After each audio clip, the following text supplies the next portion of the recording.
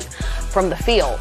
This would come despite Jordan Clarkson's 41 on 16 of 33. Channing, the super-duper green light you were referring to at the start of the green game. light. I think this is a great game. I think the game last night between the Suns and the Lakers and this game, you're seeing teams are starting to rev up and do their real playoff defenses.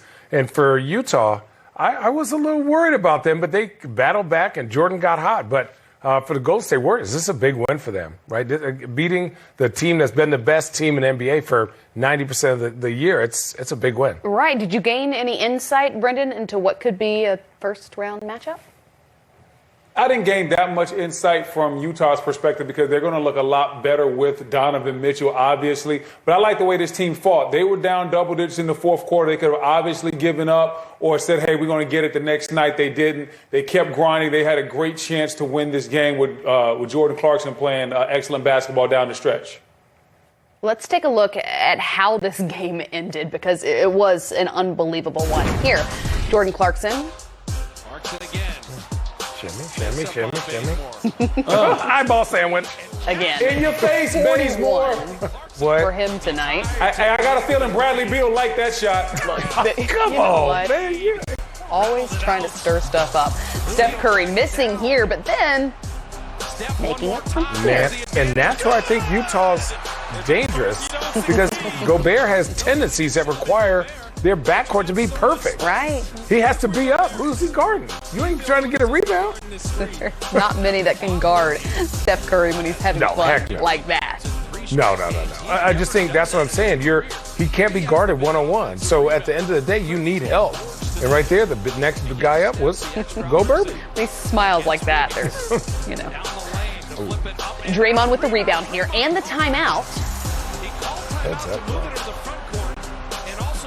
The last play here, though, with Utah down by 3. Look at the defense.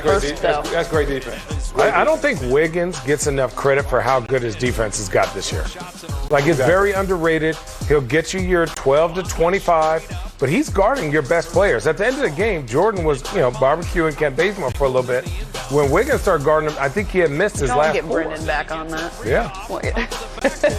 Again, as I mentioned, the last play here with Utah down by 3. Jordan with the attempt from the corner. Ball is called in the Warriors' favor with 1/10 of a second to go. And they win. Take a look at the final scoreboard. Again, other contributors apart from the big scorers in Jordan Clarkson and Steph Curry in this one with 41 and 36 respectively. Bogdanovich with 27 in this one for the Jazz, who come up short. But let's hear from Steph Curry. Mr. Curry, the second reload 3 off the Looney rebound. You had a great little smile after that went in. You make those like breathing. We knew with the second opportunity that was going down. Tell us about that play because Royce O'Neal had been all over you all night. Yeah, they're a top 3 defense for a reason, and they make you work. And obviously down the fourth quarter, we kind of lost control of the game. Jordan Clarkson went crazy. We had some slip-ups from the defensive end. But for us to claw out of a situation like that, I don't remember the last time we've done that, where everything on the book said we were supposed to lose that game the way that the fourth quarter went, and we obviously got a great reload. I think Wiggs and Loon chased it down, threw it to Draymond, me and him and our connection. He knew exactly where I was going to go and got it to me on time. And obviously we lived with that shot, and it was a big one.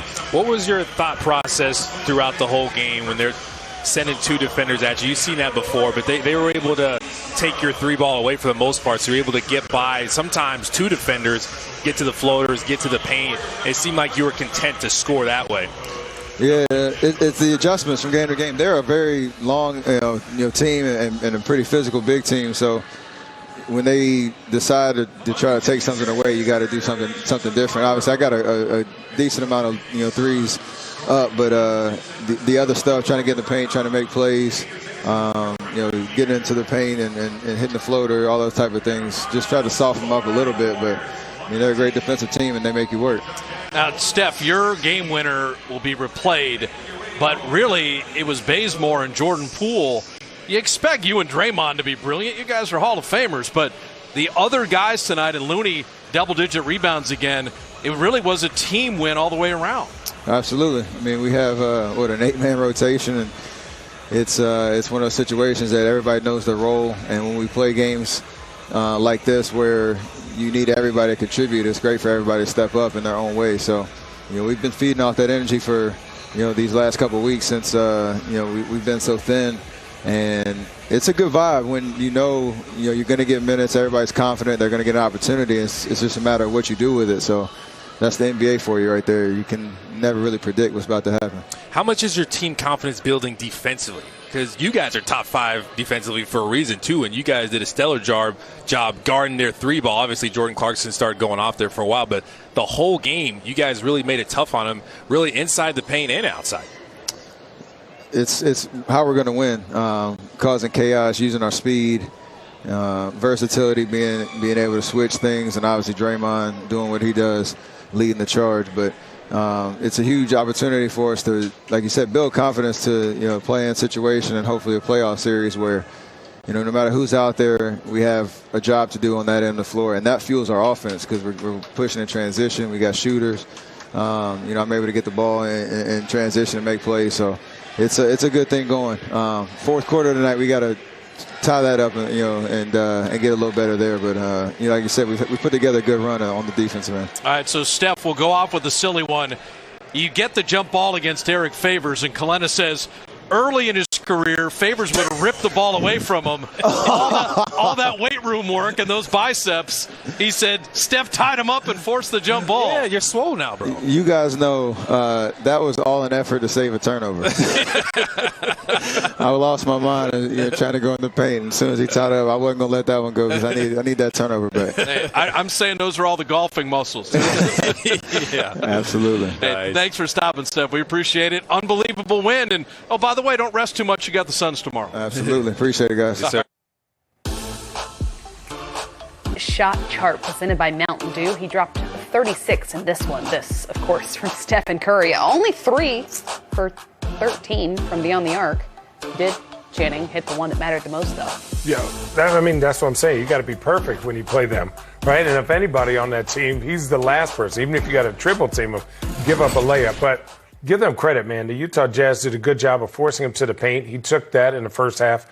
He continued to shoot. He continued to dish. And the biggest thing for me is the other guys on this team who stepped up big time for them.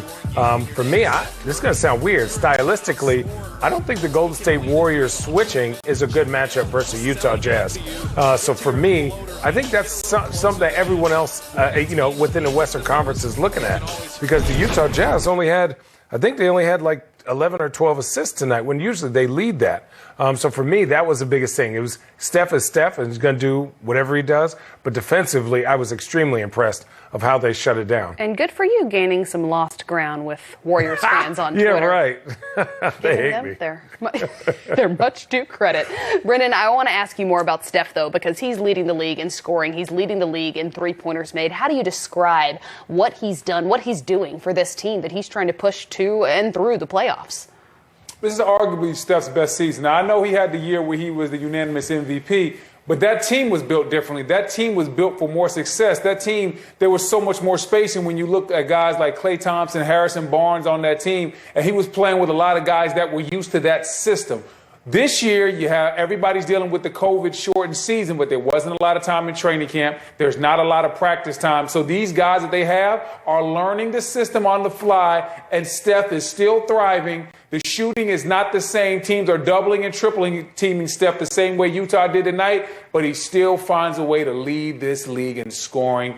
Has this team in the playoffs as of today. So what Steph is doing is tremendous, and he's just showing people that forgotten how great he was, who he really is. Steph said it best.